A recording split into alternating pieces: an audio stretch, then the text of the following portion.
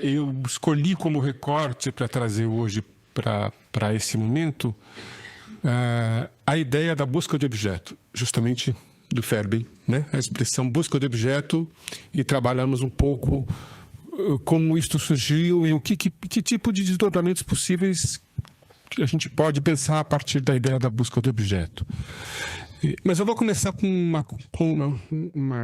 comentário mais incidental, como uma espécie de inspiração, porque eu acho que a gente fica se perdendo, às vezes, na quantidade de nuances, às vezes nas querelhas históricas das escolas, a gente perde de vista o essencial do espírito do que é um pensamento das relações de objeto, né?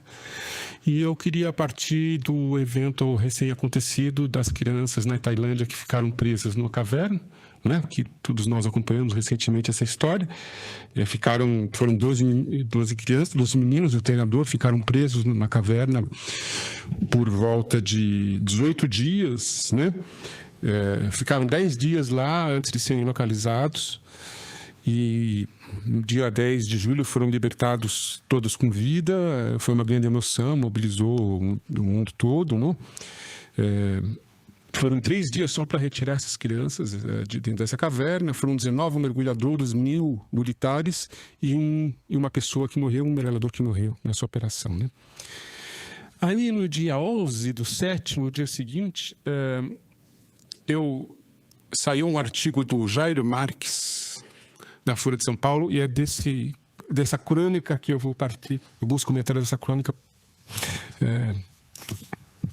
para trazer algumas ideias aí para a gente pensar. O Jairo Marques é um cadeirante desde a infância, né? E ele escreveu uma crônica que chama-se A Caverna de Todos Nós. E ele começa dizendo que cada ser vivente desse planeta estava soterrado junto com essas crianças, né? E aí ele começa a discutir o que seria um guerreiro, né? Ele começa a fazer uma crítica ao que seria ser guerreiro, alguém ser guerreiro. Chamar o outro de guerreiro é uma maneira de alertá-lo de que na selva ou na caverna, muitas vezes a vontade de continuar enfrentando o medo, de seguir pelejando para se manter íntegro, é um processo solitário de enfrentamento de medos, de dores físicas, mentais e sentimentos. O que pouco se considera nos guerreiros é que a cada frente de batalha, novos arranhões e feridas se formem, mais vulnerável se fica. Neles, rugidos sobram. Por mais fortes e resistentes que fossem os 12 meninos, e evidentemente também o treinador, foram os incansáveis mergulhadores, socorristas, voluntários, rezadores e xamãs que deram a eles, em momentos distintos, o fiar das garras para acreditarem que se salvariam, né? E aí ele generaliza um pouco essa observação com o seguinte comentário: na caverna de cada um, o processo é semelhante. Na caverna de cada um de nós. Há momentos diversos em que apenas a dedicação própria é inócua para voltar à superfície, que é fundamental que alguém, do lado de fora, dedique algo a mais que desejo de boa luta, de boa sorte. E aí ele começa a comentar um pouco da trajetória dele de guerreiro, o Jairo Marques, né? E um pouco mais adiante faz o seguinte comentário: quando o padecer de alguém se torna processo além do indivíduo, mais rápido se atinge um ponto de equilíbrio. Retorna-se a energia, mais lenta avança a desilusão. Quando se sabe que alguém está empenhado em arrumar uma corda longa para resgatar um aflito de um buraco, algo na natureza humana faz a gente não se esvair em choro e fim. Então, essa pequena crônica que me tocou naquele momento, foi um momento tocante acho que para muitas pessoas, na minha opinião, traz a essência do que seja um pensamento das relações do objeto, no sentido da incidência fundamental do outro, né? Na formação da personalidade, no ser e no ser humano. A caverna é em si mesmo uma figura muito rica, desde do Platão, a caverna de Platão. O Saramago também fez um belíssimo trabalho sobre isso, e eu penso que, entre outras coisas, esse espaço mítico da caverna, ele representa uma espécie de um buraco da solidão, né? Uma espécie de fundo do poço Eu recentemente acabei de ler um maravilhoso livro do Murakami que chama Crônica do Pássaro de Corda, onde o personagem volta e meia vai para o fundo do poço, literalmente, e ele diz: eu vou para lá porque eu preciso pensar, preciso parar para pensar. E o livro inteiro é em torno dessa questão, para quem lê, é maravilhoso. E em um certo momento, além de parar para pensar, ele pode também sonhar. Bem, existem tantas formas agora da gente seguir, né, o tema das relações de objeto, e eu queria só fazer um rápido assinalamento de que eu proponho sugiro que a gente nomeie nessa forma o pensamento das relações de objeto como um pensamento, uma espécie de correnteza, de corrente de pensamento, uma correnteza que atravessa a história da psicanálise, que ela tem sua semente certamente em Freud, né? Tem uma participação importante de cofundadores, né? Abraham, certamente o Ferenczi, com muito mais clareza. E se torna um rio mais caudaloso na psicanálise britânica, vimos também nos Estados Unidos agora com o Nelson, né? Na década de 40, 50 e 60, e eu destaco três figuras principais, que é o Fairbairn, o Ballard e o Winnicott. E certamente, entre esses iniciadores e essas três figuras principais, se encontra a Melanie Klein, que tem uma função fundamental de ponte. Acho que a Elisa vai falar um pouco também amanhã, né? Disto. Mas foi um período muito importante, muito efervescente de desenvolvimento desse pensamento, e que eu acho que tem muita coisa que a gente pode explorar e aprender com esse caldo aí, né? Em 1956, 57, o Lacan faz o seminário A Relação de Objeto, já comentando criticamente, avaliando, discutindo esses pensamentos e daí lançando também as suas próprias construções críticas e desenvolvendo o seu próprio pensamento em relação à questão do objeto e assim por diante. E podemos dizer que após a década de 1970 até o momento de hoje, essa correnteza ela prosseguiu, ela se disseminou, ela se desenvolveu. E aí eu gosto de brincar com a ideia que ela está na água que nós bebemos, a gente reconheça ou não, ela está presente na nossa prática, no nosso pensamento, no nosso modo de ser como analistas, né? Mas ela complexizou e se articulou de diversas formas. O Nelson se referiu à ideia dos modelos mistos, que merece ser bem discutida, com cuidado, né? Mas certamente é um debate em aberto, e essa é a ideia que a gente possa, né, reacender e retrazer esse debate em aberto, atualizando ele para hoje, né? Eu vou tentar me ater mais ao tema da busca do objeto, porque eu acho que ele é muito estimulante e ajuda a complementar e ter um foco mais claro em relação a outras coisas que a gente poderia trazer, né? O Fairbairn geralmente de todos é o menos conhecido no nosso meio, né? Então as ideias básicas deles acabam sendo inclusive pouco conhecidas, talvez anedoticamente essa frase. E eu vou trazer muito rapidamente alguns elementos só para a gente poder abrir a questão e a discussão, né? Em 1941, em um certo texto, ele faz a seguinte afirmação: o propósito final da libido não é o prazer, e sim o objeto. Com essa ideia, ele vai desenvolver uma proposição de substituir a busca de prazer pela busca do objeto, e como um fundamento básico, e vai realizar um projeto de reconstrução da metapsicologia freudiana em várias dimensões, na dimensão da psicopatologia, na dimensão da teoria do desenvolvimento, na dimensão do modo de pensar clínica, assentado nesta viada, podemos dizer, né?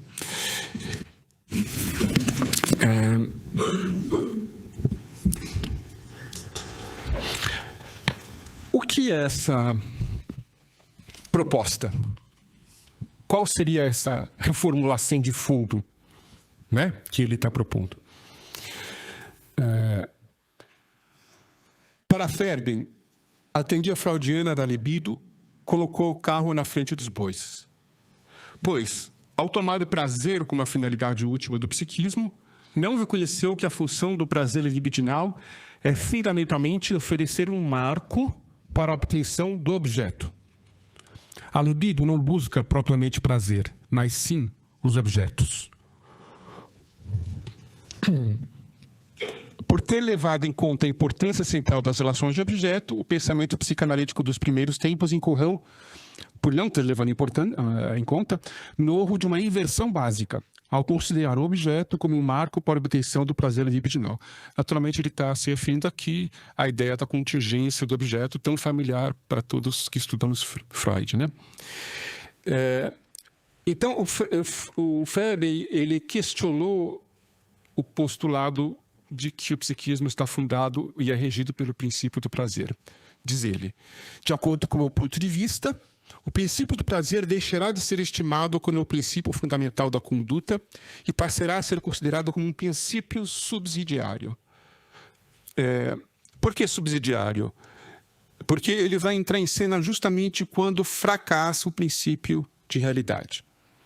Febem discorda da visão freudiana que concebe o desenvolvimento do ser humano como uma jornada de um estado infantil, em que predomina o princípio do prazer até atingir a forma adulta, na qual predomina o rudimento do princípio da realidade.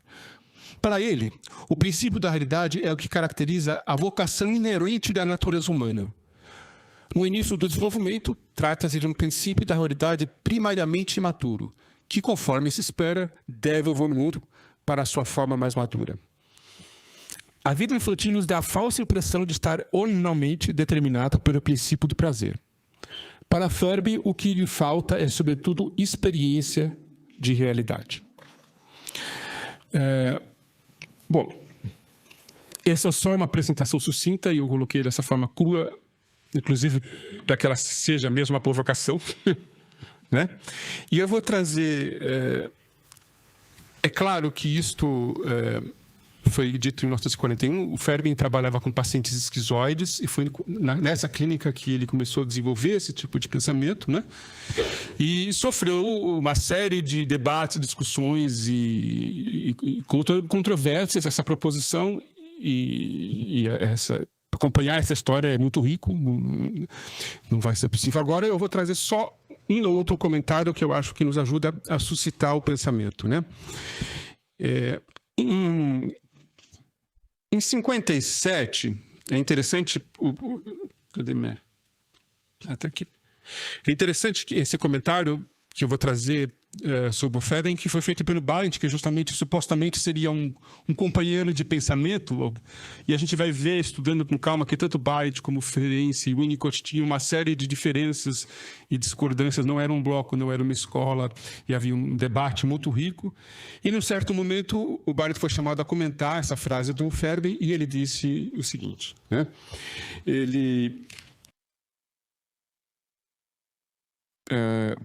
Ele criticou o Febem, dizendo que ele incorreu no erro de generalização indevida, né?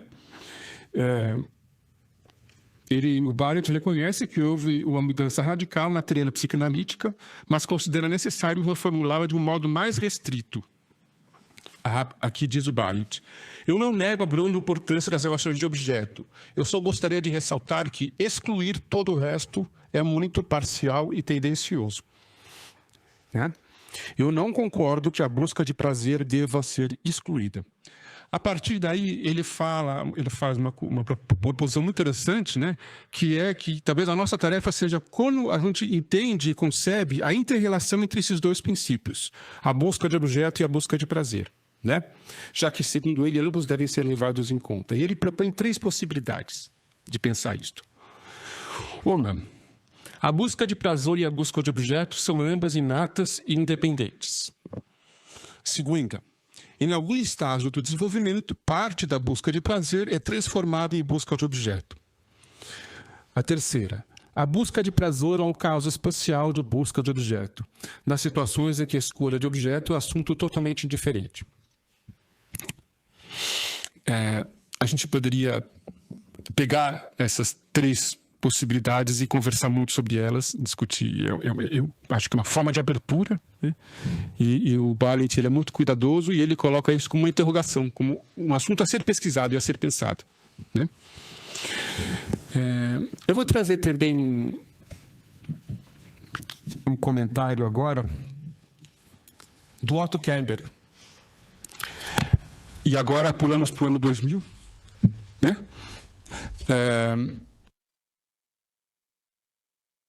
ele começa comentando uma resenha que o Winnicott em 52 o Fairbairn publicou todos os artigos principais dele num livro que é um livro que reúne o pensamento dele, e o Winnicott e o Masoud Khan fizeram uma resenha desse livro, e uma resenha bastante ácida, bastante crítica. Mais uma vez, é muito interessante a gente ver essa contraposição entre o Winnicott e Fairbairn, tentar entender o que se passou ali, né?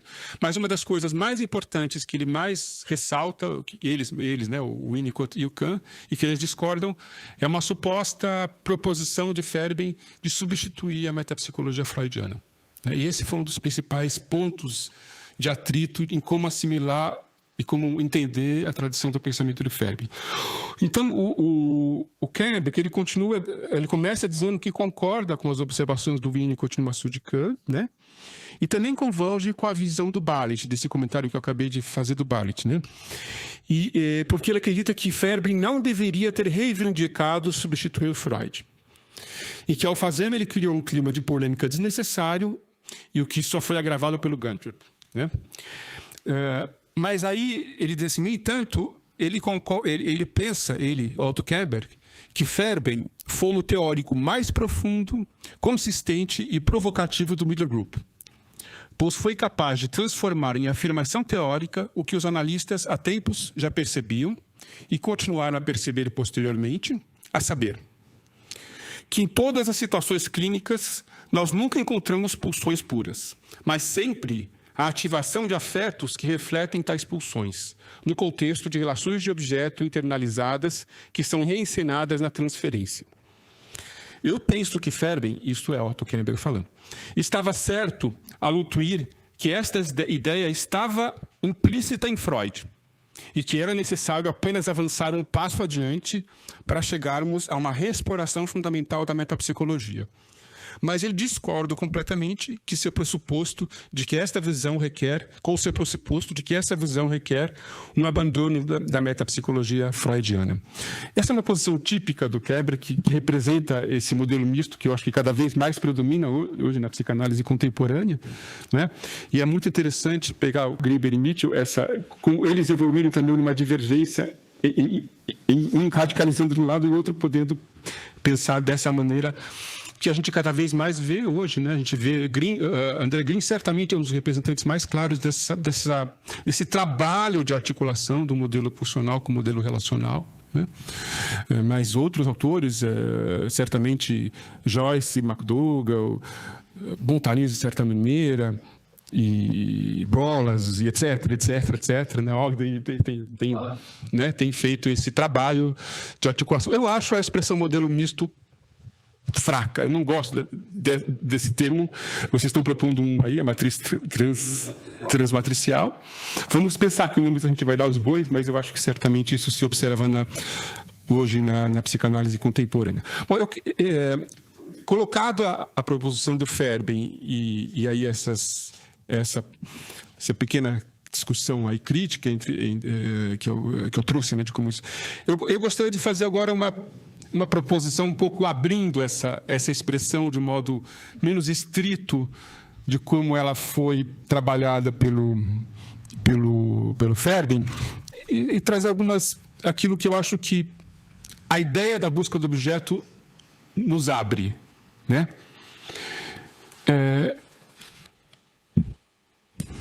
A primeira coisa, eu acho que a busca do objeto nesse caso, ela tem que ser pensada como um princípio, uma matriz primária da vida emocional e da vida psíquica, como uma espécie de motor inicial, né? É um pouco assim como na música do Caetano, existimos, a que será que se destina, né? A que se destina, né? A que se dirige? Qual é a busca que orienta a vida psíquica humana, né? E eu penso que essa busca do objeto, de certa maneira, nos lança para além, nos lança para quem, e é um pouco disso que eu vou sugerir para vocês agora, né? Nos lança para além porque, em primeiro lugar, ela nos lança para um espaço intersubjetivo. Eu gosto muito do modo como o Christopher Bollas desenvolve e propõe o conceito de objeto transicional. Eu acho um exemplar desse lançamento que a busca do objeto nos faz para o espaço intersubjetivo. Eu vou trazer um minutinho aqui só alguma coisa do Bollas. Do que ele fala do objeto transicional, do objeto transformacional, né? Fazendo os devidos cortes aqui. Objeto transformacional, ele tem uma certa inspiração no objeto transicional do Winnicott, mas não é a mesma coisa. O trabalho de Bollas aponta para um postulado de caráter bastante geral e abrangente sobre a natureza humana. A busca pela transformação. Veja, a busca pela transformação nos traz ecos um pouco mais do Bion, né? Com essa transformação. É vista como um anseio primordial que nos move. Freud teria postulado, pelo menos até certo momento de sua obra, que a busca primordial é a busca de prazer. Ferri veio a refutar e a formular esse postulado sugerindo que a busca primordial não é por prazer, mas pelo objeto. Bollas nos sugere ainda uma outra modificação. O objeto não é primariamente o que se busca, mas ele também não é contingente no que se refere à busca de prazer. O objeto é, na verdade, contingente em relação à sua função. Esta, sim, primordial, de ser o meio de proporcionar transformação. Aí cito Bollas. Quero enfatizar que esta busca surge não do desejo pelo objeto em si, mas da certeza da pessoa de que o objeto trará transformação. A busca por objeto transformacional se torna um leitmotiv de toda a nossa vida. Quer dizer, não é só a situação da criança com a mãe, né? Que é a matriz desse objeto transformacional. Se, por um lado, guardamos na nossa memória as experiências transformacionais primordiais, é no tempo futuro que depositamos a esperança persistente de reencontrá-lo. As experiências estéticas de encontro com o objeto que despertam ressonâncias pessoais profundas, tais como uma vivência de fusão misteriosa com o objeto, um sentimento sagrado, são momentos especiais em que tal reencontro se dá. Mas, para além de um reencontro nostálgico com o objeto perdido, aqui a gente pode fazer um contraponto com Lacan e com a ideia que toda busca de objeto é uma busca de reencontro com o objeto perdido, se trata de uma nova abertura, ou seja, se trata da esperança de viver uma nova transformação significativa.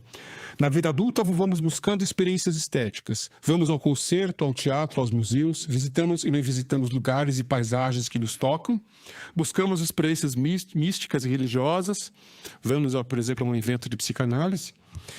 E por qual motivo? Para Bollas, na esperança de sermos transformados por este encontro.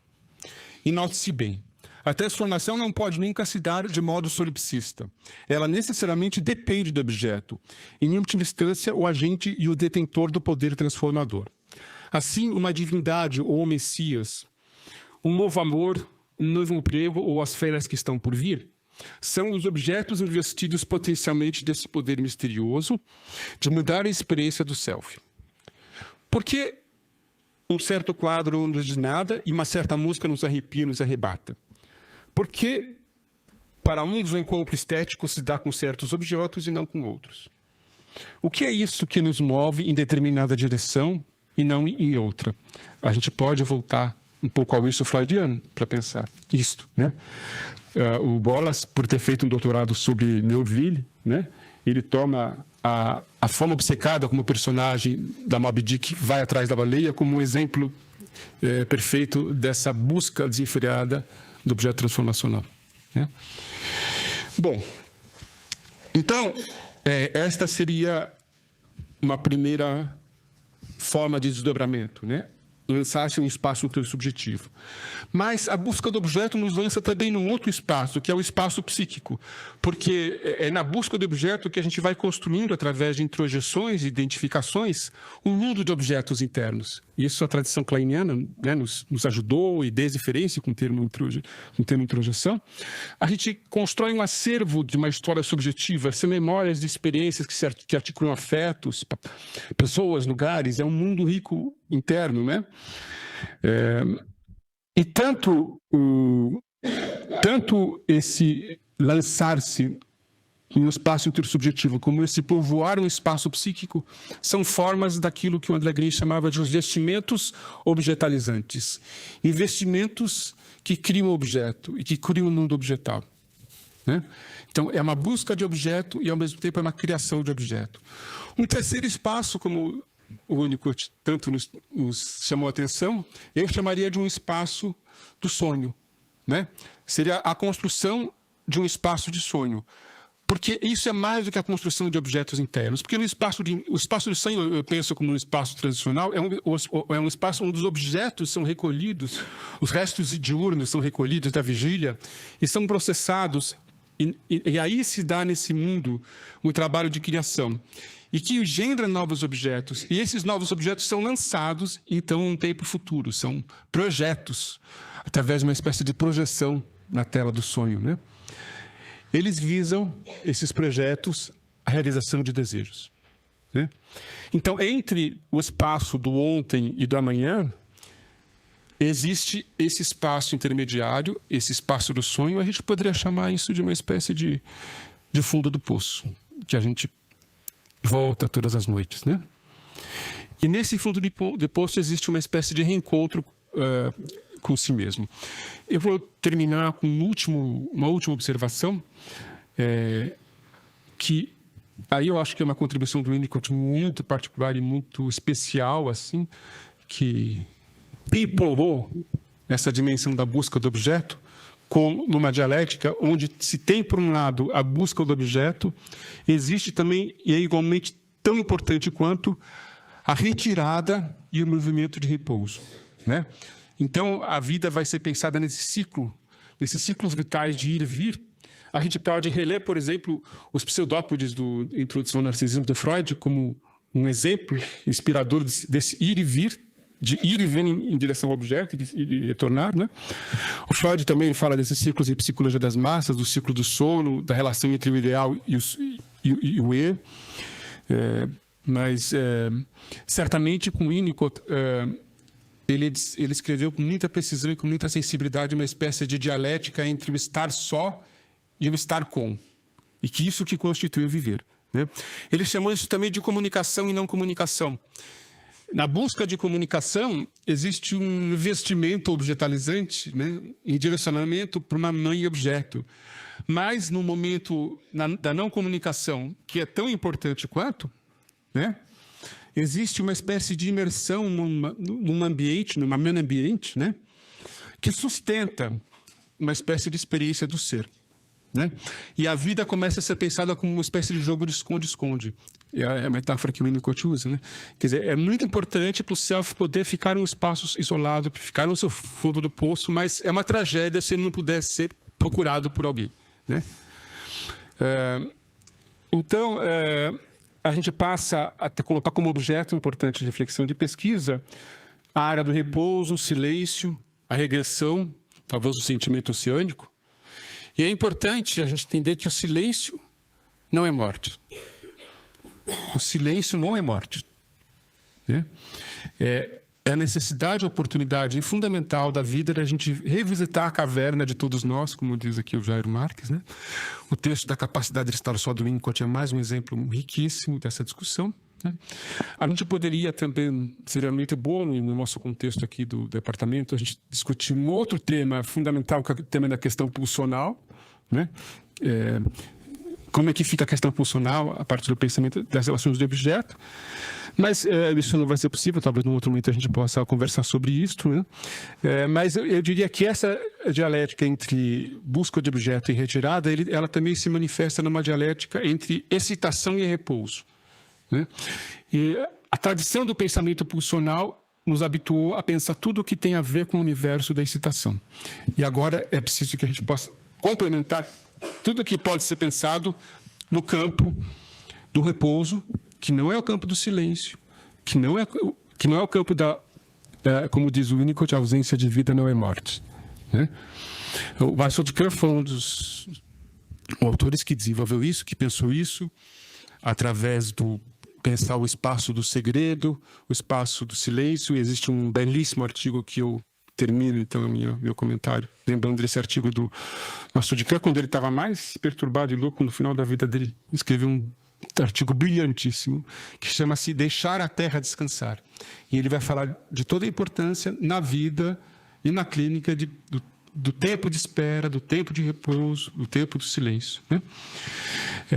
Talvez a gente precise pensar e ampliar, né, essa ideia da busca do objeto com essa dialética das cavernas, dos trabalhos de caverna e dos trabalhos de resgate, que são o nosso cotidiano.